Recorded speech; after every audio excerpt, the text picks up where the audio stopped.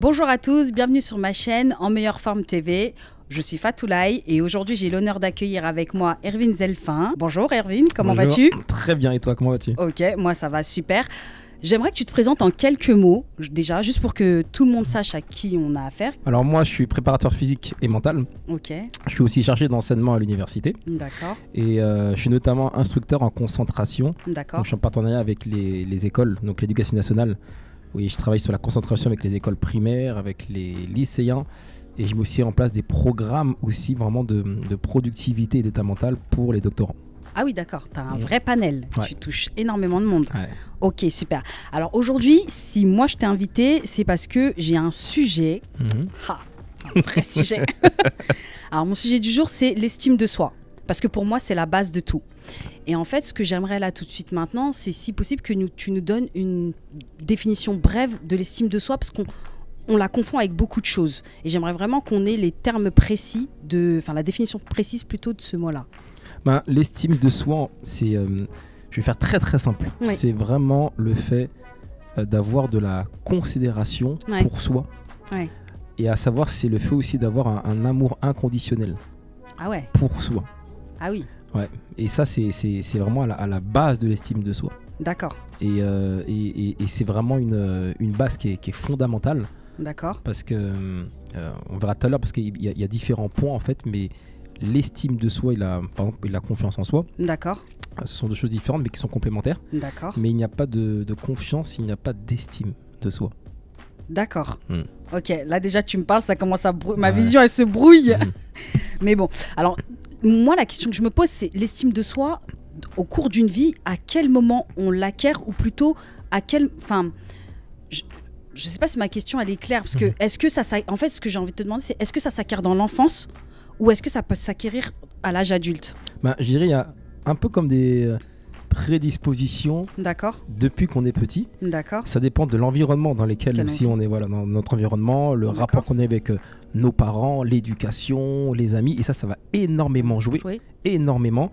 Et, mais ensuite, c'est une chose qu'on peut bâtir aussi. d'accord, C'est-à-dire on peut bâtir aussi cette estime, ouais. on peut apprendre à avoir de la bienveillance aussi pour soi-même. Et, mais c'est vrai que la part de l'enfance va être mais vraiment très très très important, parce que du coup, une personne à qui on a renforcé vraiment des acquis internes, Oui, en termes vraiment de bienveillance de soi, en termes de reconnaissance de ses propres valeurs, valeur, exactement, de ses principes, et aussi comment dire, du talent aussi qu'on peut avoir, qu'on peut aussi apporter aussi à autrui. oui, C'est des choses qui sont vraiment mais fondamentales, et des choses qui s'ancrent depuis l'enfance. oui, Après, effectivement, on peut la développer oui, au fur et à mesure. Il y aura des résistances, bien sûr. oui. Il y aura beaucoup plus de résistance. Mais par contre, avec un travail vraiment continué et efficient et efficace, on peut arriver aussi à développer, je dirais, vraiment cette estime de soi.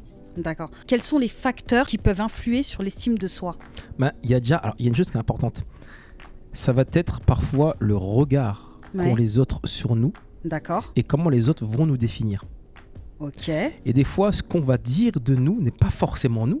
oui, Et très souvent, on peut dire, très souvent, on met une entité sur la tête d'une personne. Bah, ça, c'est la personne timide, ça, c'est la personne oui, qui est comme ceci, qui est comme cela. d'accord. Et très souvent, et même des fois, nos professeurs, nos enseignants. Oui, bien Et sûr. le problème, c'est que nous, on va des fois croire à ce qui est autour de nous, Oui, et on va construire des fois une identité, en fait, par rapport à ce qu'on dit de nous.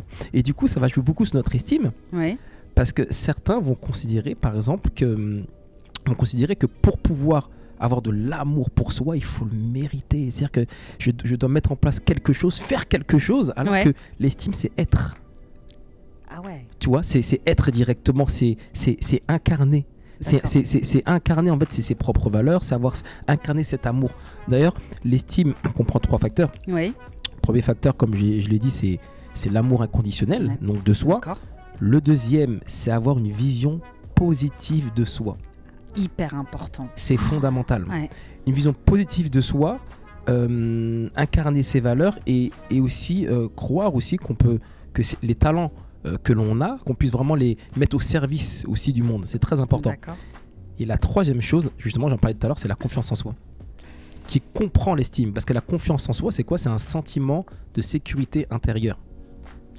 Confiance en soi. Ouais, c'est un sentiment. Ça veut dire que c'est croire que je suis capable de faire quelque chose, même si je n'ai pas encore développé les qualités pour le faire. Mais je sais que je suis en mesure de pouvoir un jour faire ou atteindre cet objectif-là, même si aujourd'hui je n'ai pas encore les qualités parce que je sais que je vais les développer. D'accord. Donc en gros, la confiance en soi, c'est de l'action, plutôt. Ouais, effectivement. C'est vraiment... Alors, on va dire que ce qui va découler, c'est l'action, mais c'est déjà un sentiment. C'est déjà un sentiment de se sentir capable de... C'est vraiment un sentiment de sécurité intérieure. D'ailleurs, l'étymologie du terme confiance, c'est confidérer. Et confidérer, ça veut dire en fait, c'est confier quelque chose à quelqu'un. Voilà, et on sait que cette personne va faire attention à ce que l'on confie. Et pour confier cette chose à quelqu'un, moi-même, je dois avoir confiance en moi et confiance à ce que je vais donner à la personne. Et c'est pour ça que la confiance en soi, c'est vraiment un sentiment de sécurité intérieure. C'est se sentir pleinement en sécurité. Sécurité affective, sécurité émotionnelle. Et à partir de là, savoir qu'on est capable d'accomplir quelque chose dans le temps, à un moment donné. Même si on sait que ça peut être difficile ou autre, on sait qu'on est capable de le faire parce qu'on a en soi les qualités pour le faire. D'accord. Donc, excuse-moi. Donc, en gros, il ne peut pas y avoir de confiance en soi si on n'a pas d'estime de soi. Non, parce que justement, les deux vont... C'est comme si on disait... on peut avoir de la concentration sans attention. Ah oui, non, ça fonctionne pas. Ouais, les deux vont de pair. Et donc, parce que une personne qui pense ou qui sent qu'il est capable d'accomplir quelque chose aura forcément un avis sur lui, sur lui-même, et un mode de pensée, qui va lui conférer le fait que je m'aime suffisamment et j'ai une vision assez positive de moi pour croire que je suis capable d'effectuer ceci ou cela. D'accord. Mais tu sais, c'est hyper fort ce que tu dis, surtout l'amour inconditionnel de sa personne. Franchement, c'est hyper fort. Et tu vois, quand tu me dis ça, et ben je sais pas, après peut-être que je fais une mauvaise association, mais quand tu dis amour, inconditionnel de soi, dans ma tête, je sais pas pourquoi, mais j'inclus les parents. Je sais pas si tu vois, parce que pour moi, c'est tes parents qui t'apprennent ça. Tu vois, et c'est pour ça que pour moi, dans ma tête, après peut-être que je suis complètement erronée et tu vas me resituer si c'est le cas. Pour moi, l'estime de soi à la base, c'est quelque chose pour moi qui comment dire, que tes parents te donnent enfant. C'était ma vision, que tes parents te donnaient enfant, et que c'est vrai qu'avec le temps, tu pouvais acquérir, faire grandir et autres, avec les activités de la vie, etc. Et tout ça. Mais c'est vrai que là, comme ça, quand t'en parles, quand tu donnes la définition et les facteurs qui influent sur ça, je me rends compte que c'est bien plus large que ça. Ah mais bien sûr, mais en plus, quand on regarde les parents par exemple, même si son propre enfant prend un chemin parfois qui n'est pas celui que les parents voulaient. Alors bien sûr il y a toujours une minorité de parents qui vont des fois donc renier, etc. Mais en général un parent va comme garder cet amour pour son enfant, bien sûr, qu'importe ce qu'il fait, qu'importe ce qu'il devient, etc. parce que c'est son enfant tout simplement, bien sûr.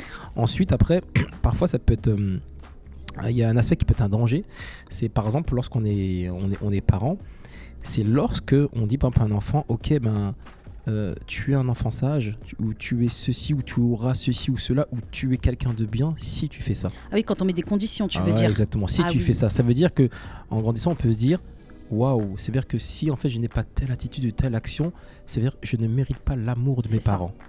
Donc ça veut dire que je ne mérite pas l'amour de mes parents, c'est-à-dire que je ne mérite pas aussi moi-même de m'aimer parce que du coup, j'aurai une vision négative de moi. D'accord. Et ça change tout dans le cheminement d'une personne. Il y a des personnes qui sont bloquées alors qu'elles ont un potentiel qui est immense. On a tous un potentiel. Bien sûr. On a tous un potentiel qui est immense. Et on peut être bloqué parce que on aura c'est une croyance. Bien sûr. On aura une croyance que justement donc, on ne mérite pas ceci ou cela parce que je n'ai pas suffisamment justement de cet amour pour moi ou cette vision du coup positive aussi de moi. Bien sûr. Et du coup c'est quelque chose qui est fondamental dans le développement d'une personne, même en tant qu'adulte après, pour développer un projet, pour se lier à des personnes, pour pouvoir accomplir des choses, c'est vital. C'est dingue quand même ce que tu dis. Parce qu'en gros, moi ce que je retiens, c'est que ton estime de soi, elle est basée sur le regard qu'on a de notre propre personne et de la relation aussi qu'on va avoir avec les autres. D'accord. Jusqu'à là, tu m'as... Du coup, la confiance en soi, concrètement, c'est quoi ? La confiance, c'est vraiment, comme j'ai dit tout à l'heure, ce sentiment de sécurité intérieure. Et c'est vraiment le fait de se fier du coup là à sa personne, ouais. et de se dire que j'ai suffisamment confiance en moi pour pouvoir oser faire des choses que je ne sais pas encore faire, mais je sais que je vais pouvoir les réaliser dans le temps quand même. D'accord. Okay. Alors que certaines personnes qui n'ont pas cette confiance, ils vont se dire ah non, pour moi c'est impossible, ah non, je ne suis pas capable de faire ça, ah non, je ne peux pas réaliser. Pourquoi? Parce que je suis nul. Donc déjà ça touche l'estime, et ça touche aussi en même temps donc cette vision négative qu'on peut avoir de soi, et ça touche aussi du coup je suis pas capable de passer à l'action, de réaliser cela. De réaliser quelque chose, ouais. Alors que quelqu'un qui a pleinement confiance, il se dit je sais que je peux le réaliser. Il y a beaucoup de personnes qui deviennent acteurs, artistes, ou qui veulent faire un métier, etc. Ils n'ont pas forcément toutes les habilités, l'habilité à pouvoir faire ou être, mais qu'est-ce qu'ils vont faire en fait, ils vont se projeter, et ils vont savoir qu'un jour ils seront capables d'effectuer ou d'avoir ceci. Ils ont pleinement confiance en eux. Est-ce que le manque de confiance en soi, ça peut aussi provenir du coup d'un manque de connaissance de sa personne, non? Est-ce que tu penses que c'est lié, ou ça c'est encore autre chose? Non, c'est lié pleinement, et c'est la raison d'ailleurs pour laquelle il est super important de faire un état des lieux de qui on est et de qui on veut être. De qui on veut être, ouais. C'est super important. C'est hyper fort ce que tu dis là. C'est super important de le désigner, parce que savoir qui on veut être et le désigner, ça va aussi en même temps impacter sur nos valeurs aussi. Bien sûr. Nos valeurs, et qui je suis et nos valeurs vont être le moteur interne qui va nous aider à passer à l'action avec une manière d'être qui nous correspond justement. D'accord. Et ça c'est vraiment vital, et c'est lié aussi justement, parce que l'estime de soi ou même la confiance, l'estime c'est lié aussi au fait de reconnaître ses talents, de reconnaître ses qualités, reconnaître aussi, et c'est vital, et c'est super important. C'est essentiel. Ouais. Le fait de se respecter, ça rentre dans le cadre de l'estime de soi. Totalement. Ah mais totalement. Parce que forcément, lorsqu'on se respecte, forcément, on s'aime de manière inconditionnelle, on vient à la même chose. Lorsqu'on se respecte, forcément, on a aussi une vision de soi qui est aussi positive et qui va nous aider à se développer. Lorsqu'on se respecte, on croit qu'on est capable d'accomplir quelque chose. Lorsqu'on se respecte, on est bienveillant envers soi-même. C'est vrai. C'est important. Et on se traite bien soi-même. La première personne qu'on doit traiter correctement, c'est nous-mêmes. C'est vrai. Et c'est la raison pour laquelle se respecter est fondamental. C'est fou, hein. Franchement, tout ce que tu me dis, c'est fou. C'est des choses que je savais, mais les entendre de la bouche d'un professionnel, je trouve ça énorme. Parce qu'en fait, aujourd'hui, je trouve qu'on est dans une ère, dans un monde où les réseaux sociaux prennent une place énorme. Et c'est vrai qu'on voit énormément de gens se dévaloriser. Après, je sais pas, tu vois, je pense qu'on a tous des définitions différentes du respect de soi. Tu vois, par exemple, pour moi, se respecter, ça va être respecter mon corps, ça va être respecter ce que je peux diffuser sur les réseaux, ça va être respecter ce que je mets à l'intérieur de mon corps. Tu vois, par exemple, moi, j'ai tendance à dire que mon corps, c'est le temple de mon âme. Tu vois, et que du coup, j'en prends soin. Et quand je dis ça, ça parle pas à tout le monde. Toi, t'en penses quoi de cette phrase? Il faut savoir que l'âme, c'est aussi le siège de l'imagination, de la réflexion. On peut souiller une âme, on peut aussi l'élever. Et c'est la raison pour laquelle justement tout ce que l'on fait justement va impacter notre âme directement. Exactement. Aura directement un impact. Et c'est la raison d'ailleurs pour laquelle il y a une notion qu'il faut comprendre, c'est que par rapport à cette âme, c'est que lorsque on a suffisamment d'estime de soi, même si on l'a bâti au fur et à mesure, l'estime de soi, et si on a aussi confiance aussi en soi, et on passe à l'action, et malgré, ça peut être des échecs, mais on continue à croire qu'on est capable on avance, on va développer un sentiment de fierté. Et quand on développe ce sentiment de fierté, ça sera un sentiment qu'on a envers nous-mêmes de dignité et d'honneur.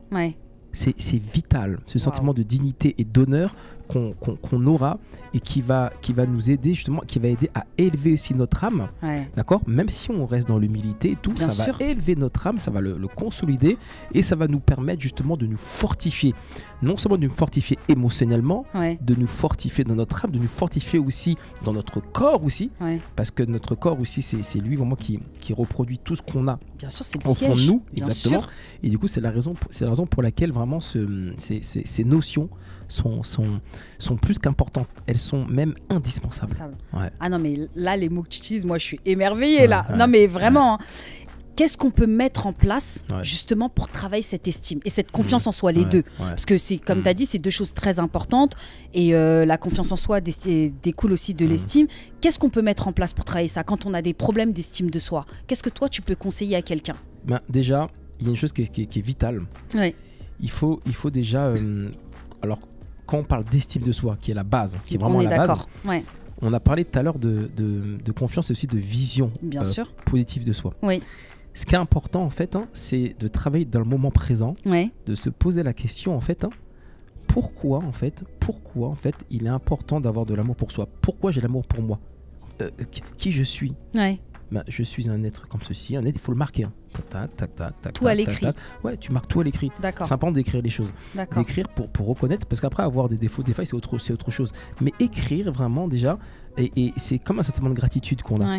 Parce qu'en fait, on est, quand je dis né, c'est on est de notre mère, mais on est aussi en tant qu'être humain, on incarne aussi. Et juste le fait d'être, déjà, est déjà quelque chose déjà de grandiose et de merveilleux. Exactement. Parce que lorsqu'on est, on incarne une énergie, on incarne justement quelque chose de très précieux. Et c'est la raison pour laquelle il est important justement d'avoir cette gratitude et de marquer vraiment, de noter toutes les choses qui fait justement qu'on est en fait une personne tout simplement à part entière. Et ça, c'est important. Ensuite, il est important aussi quand on parle de vision positive de soi, c'est vraiment dire ok, parler à la troisième personne. Par exemple, Irvine ou Fatou, voilà, donc, est une personne. C'est important parce que du coup, le cerveau, il a besoin de ça. Il a besoin, ce sont des sources de bien-être pour lui. Il a besoin de reconnaître les qualités qui sont en nous. Parce qu'on en a. L'être humain, après, naturellement, on aime bien se diriger vers les choses négatives. Oui, c'est ce que j'allais dire. On a tendance à parler de ses défauts. Parce que l'être humain parce que naturellement, le cerveau est venu préserver de beaucoup de choses. Et c'est la raison pour laquelle il va essayer de nous faire voir tout ce qui est un peu négatif. Parce que comme à l'époque, on était plus dans la survie, etc. Et pour qu'on puisse vivre plus longtemps et survivre, le cerveau nous habituait à voir tout ce qui était négatif pour qu'on fasse attention aux dangers. Pour qu'on puisse tout simplement donc évoluer dans un milieu et survivre dans un milieu, résoudre des problèmes de survie dans un milieu qui était instable.